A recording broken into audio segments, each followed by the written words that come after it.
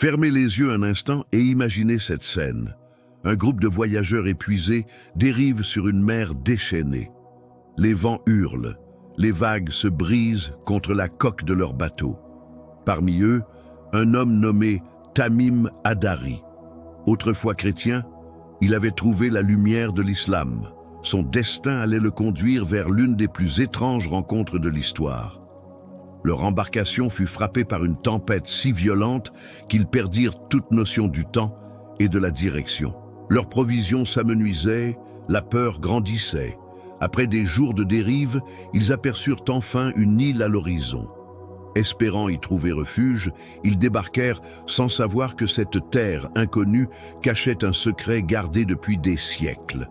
À peine eurent-ils foulé le sol que le silence de l'île fut brisé par un bruit étrange, des pas lourds et une respiration profonde.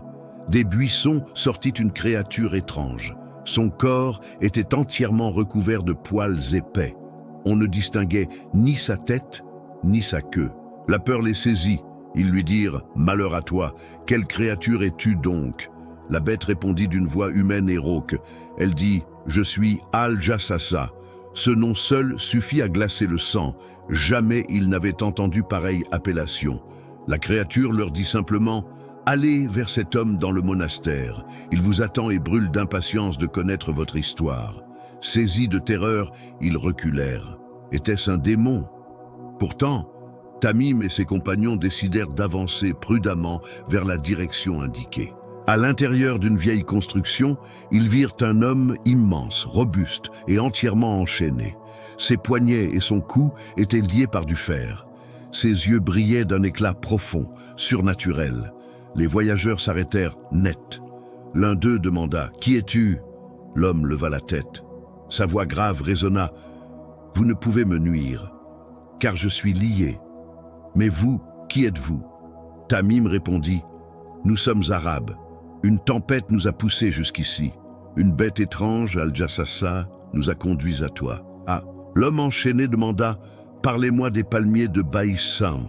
Donnent-ils encore des fruits ?» Ils répondirent « Oui, ils produisent encore abondamment. » Il dit « Sachez que bientôt ces palmiers ne porteront plus de dattes. » Puis, il demanda de nouveau « Parlez-moi du lac de Tibériade.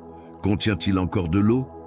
Ils répondirent « Oui, il est plein. » L'homme dit « Son eau aussi disparaîtra bientôt. Dites-moi la vérité sur Zugar, la fontaine proche du Cham. Y a-t-il encore de l'eau et des champs cultivés autour ?»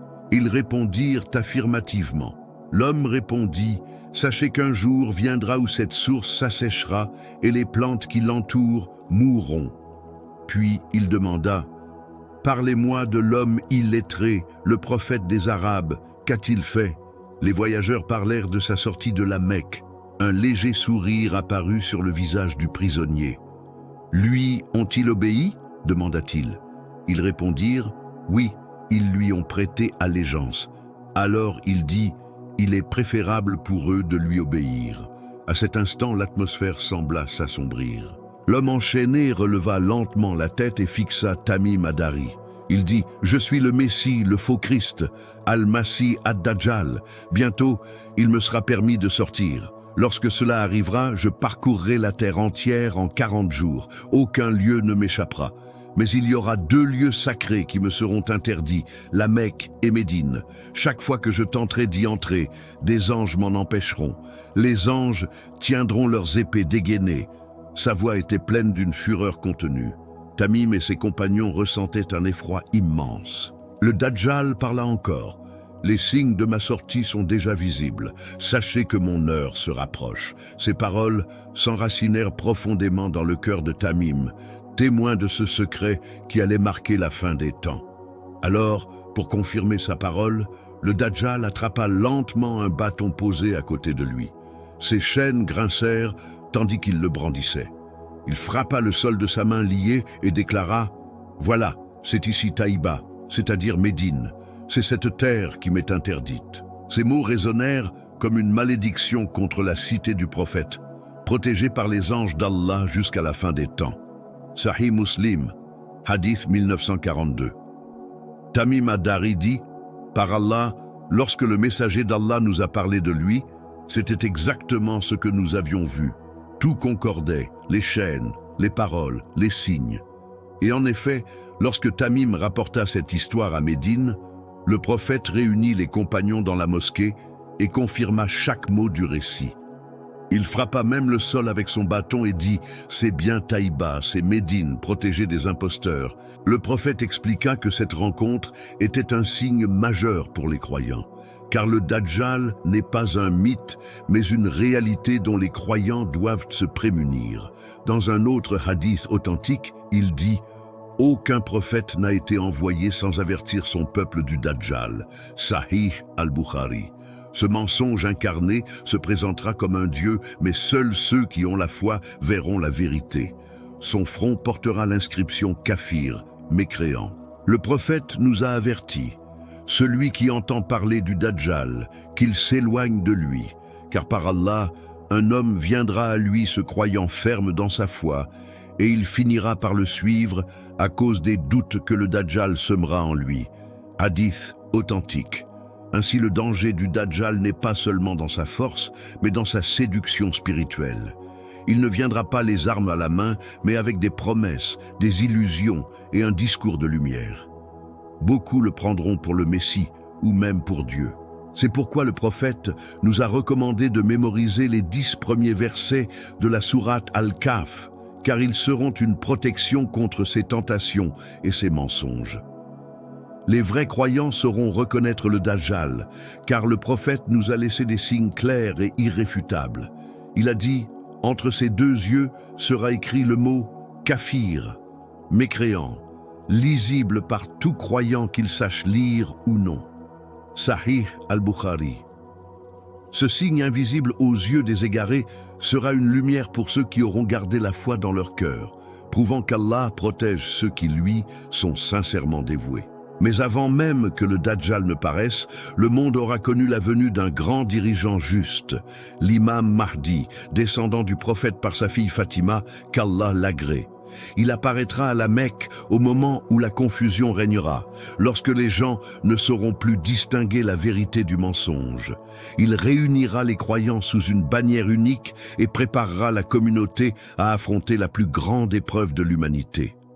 Pendant ce temps, le Dajjal voyagera à travers le monde, accompagné d'une foule d'admirateurs trompés par son apparente bienveillance. Il distribuera richesses, guérison et nourriture, prétendant être le sauveur que tous attendaient. Pourtant, partout où il passera, la foi s'éteindra et la terre se couvrira de corruption. Ses déplacements seront rapides, presque surnaturels. Il parcourra la terre comme la pluie chassée par le vent. Sahih Muslim. Aucun pays ne sera épargné, sauf la Mecque et Médine, car des anges en garderont les portes. Et chaque fois qu'il tentera d'y entrer, la terre tremblera sous ses pas, le repoussant. Les savants expliquent que son pouvoir n'est pas une divinité, mais une illusion qu'Allah lui permettra pour éprouver les cœurs. Ce ne sera pas une magie ordinaire, mais une fitna, une épreuve divine destinée à séparer les sincères des hypocrites.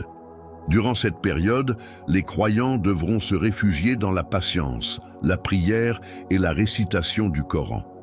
Le prophète a recommandé de fuir le Dajjal, même au prix de sa vie, car aucun dialogue ni débat ne peut sauver celui dont la foi est vacillante face à lui.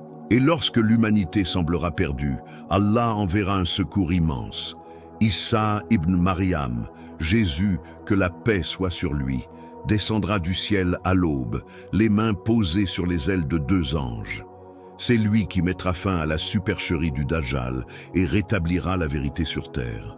Le prophète a décrit sa descente. Il descendra près du minaret blanc à l'est de Damas, vêtu de 2 habits légèrement teintés de safran, posant ses mains sur les ailes de 2 anges. Sahih Muslim. Sa venue sera un signe clair pour toute l'humanité. Dès qu'il posera le pied sur la terre, l'air changera. Les croyants ressentiront un apaisement, tandis que les ennemis d'Allah seront pris d'une peur incontrôlable. À la vue de Issa, le Dajjal fondra comme le sel dans l'eau, car le prophète a dit, quand le regard de Jésus tombera sur lui, il se dissoudra comme le sel dans l'eau. Ahmad, ce sera la fin de celui qui a égaré tant d'âmes. Issa ne viendra pas avec une nouvelle religion, mais pour rétablir la vérité sur le message d'Allah. Il confirmera le Coran et abolira les mensonges qu'on a inventés à son sujet. Il dira « Je suis le serviteur d'Allah, son messager ». Adorez Allah, mon Seigneur et le vôtre. Sa parole dissipera des siècles de confusion et fera renaître la foi authentique dans les cœurs. Aux côtés de l'imam Mahdi, Issa mènera les croyants dans une dernière bataille contre les forces du mal.